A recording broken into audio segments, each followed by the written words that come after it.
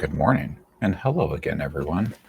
Welcome to the second day of our Mesas to Mountains Innovation Summit. We hope yesterday was fruitful for you as we dove into aspects of the SBIR and STTR programs, what you should know, how to use them, and how different agencies approach these federal funding opportunities. We also hope you brought your learning caps again today as we get ready to dive into intellectual property and the research ecosystem. Just like yesterday, look forward to a day of informative panels, engaging talks, dynamic speakers, and a lot of those other cool buzzwords all the hip kids say. But on a serious note, all the information today will revolve around working with others. You heard yesterday how important building a strong team is. Today, you'll get to hear from some organizations that could be teammates to help you establish that path towards technical feasibility and viability. Firstly, though, it's my pleasure to once again welcome Brittany Sickler to the stage to kind of kick things off again today and do a little bit of some welcome, maybe some back and forth here. So, Brittany, what did you think of yesterday? Well, Del, for those who were able to enjoy yesterday's sessions, like me, you probably picked up on some really exciting elements woven throughout. I think for me especially, I love that broad spectrum of information. So breaking down the larger community around SBIR and STTR. So my former colleague Jennifer Shee, I know, went into a lot of the programs that actually bring together or support, provide resources for the work that goes into making sure entrepreneurs have, the guidance and resources that they need to hopefully understand their connection, the possibility to SBIR, and hopefully help them be more competitive as they go for that funding. So, the people here today with us, if you're new, it's a lot to take in. So kudos for showing up, but yeah, the more that you can try to sift through, who's in the SBIR ecosystem, like what are the kinds of organizations, institutions involved. I think it goes to your point, Del, of not going alone. So how are you partnering and able to take advantage in a way that makes sense for you? So another highlight yesterday, when we're talking about commercialization, I think I just really appreciate the discussion and the point that SBIR isn't the goal. The goal is much beyond. And so, thinking about where things will head and where that technology will go after the funding is secured, also for me is a highlight. And Brittany, you brought up some really great points there that I think kind of gets lost in the noise, particularly from a support organization standpoint. I always hate to sound this way, but I like to kind of hammer it into people's minds that SBIR and STTR is a vehicle. It is not your product. It's not the end all be all. It's a way to get you there. It's a way to help you take that next step, to bring these disparate elements together to kind of create this more, holistic whole. It's weird grammar there, but stick with me, people. You get what I'm talking about. But all of these different things that just come together to form this partnership, these relationships, this path forward, the roadmap that people are going to follow. And a lot of you touched on it earlier. We touched on it, yesterday during your welcome address, and Jennifer also touched on it during the keynote. Not a lot of people know that you used to be part of the Office of Investment and Innovation at SBA, and you were very instrumental in a lot of the stuff that, as a support organization, we did for SBIR and STTR. So I always like to throw out the question, Brittany, what excites you about the SBIR and STTR programs? Thanks, Del. I think there's a lot I could share there, but in the interest of time, I know that for many folks that have been in the SBIR world for a while, it is easy to get kind of sucked into some of the very the details around the program and the intricacies on applying. And Adele, for me, coming in with the experience more on that network support side of things, I didn't come from a science or technology realm. I think for me, what was the most exciting was always to see that mix of how are, throughout our country, throughout all sorts of communities, how are these amazing solutions or ideas not only surfacing, but how are they able to become a reality and have, some positive impact. So when we're looking at, societal impact, we're looking at advancements across the board, we're looking at dual use.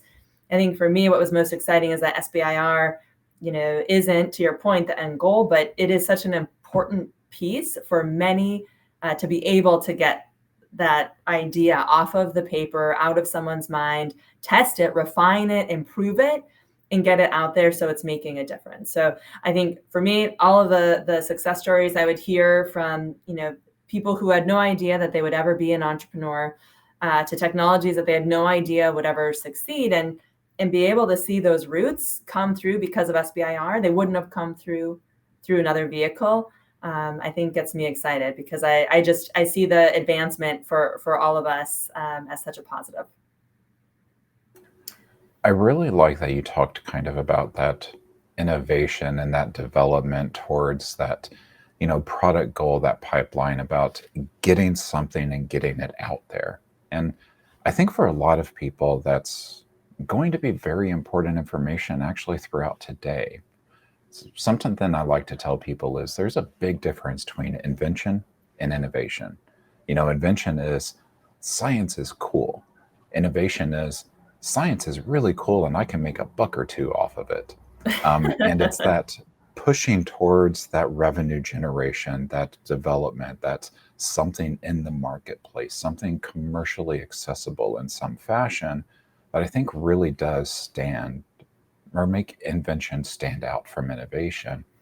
And that's going to be something important to people to really clue in on today when you hear about like working with patenting, developing a technology portfolio. How do you actually take this idea and develop a longer term strategy towards it? Something that you go, this is what I have now.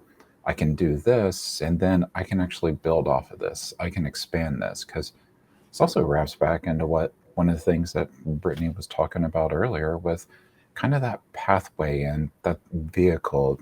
SBIR is not your product. The product is what comes out of your SBIR. And that is a very important, kind of distinction for people. And it's something that I know a lot of the SBIR Catalyst awardees kind of focused on too, is getting that information, getting that development, making people kind of see that bigger picture when it comes to the innovation ecosystem. And Brittany, as a driving force behind the SBIR Catalyst program, not a lot of people might understand what it is or what that impetus was. Can you take a couple minutes to remind people about that program itself, why you thought it was such a big deal, and why it was kind of such a big portion of just let's get this out there, let's get people helped? Thanks, Del. So many things to comment on, but to the heart of your question on SBIR Catalyst, I think we don't need to get into the nuances of all the other federal programs, but I can build off of a little bit of what Jennifer had shared, in that SBA has the ability to fund organizations through the FAST program. We've been running a Growth Accelerator Fund competition, and those have done really important work from directly helping companies have access to mentors, even to be able to use funding to hire assistance with grant writing, to running all sorts of programs and outreach, so getting out to new populations. But as with everything, there's limits, and especially for a grant program, it's not going to solve all the problems or get everywhere it needs to go. And I think one thing that became clear through our work at SBA was that there were groups around the country and regions, and the regions were big, multi-state, and often fell outside of where some of our programs were hitting. And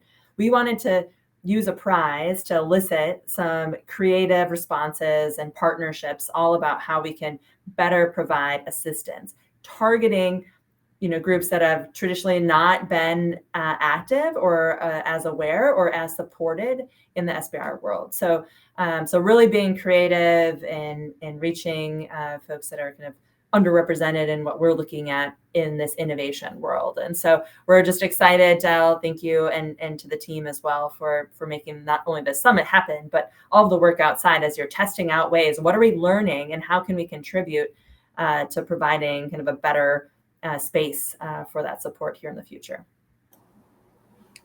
Thanks, Brittany. And just, it was brought up yesterday, Brittany just highlighted and talked about it, but the SBR Catalyst is largely the reason all of you are here today. And Brittany is largely a reason that all of y'all are here today. The Catalyst Prize was one of her, call it a pet project, and she championed long and hard to get the program going. So, on behalf of all of the attendees today, Brittany, along with all of our speakers, fellow support organizations, and even other SBR Catalyst awardees, thank you. Thank you for going to the lengths you did to stand up such an important program focused on impacting the innovation ecosystem and allowing us to put on an event like this. Thank you, Del. I appreciate those words, and I definitely have a lot of respect, hope, and love for this community. So I'm glad that SBIR Catalyst has been able to kind of show itself to the world, and I look forward to seeing what else is possible here. Thank you again, Brittany. And that is going to kind of end us for our welcoming remarks here. So I'm going to transition back now, and we are getting ready to flip over and do our keynote address. Again, it's a reminder for people, we're going to go dark a couple times during the day. Sometimes we have music going, sometimes we don't. But whenever the stage does go dark, you can just click on that drop down at the top of your screen, select the next item on the schedule, and then you will get caught right back up with all of our great information. But we are going to shut the broadcast off for the moment, and we will be back in just, let's call it 30-ish seconds. See y'all very shortly.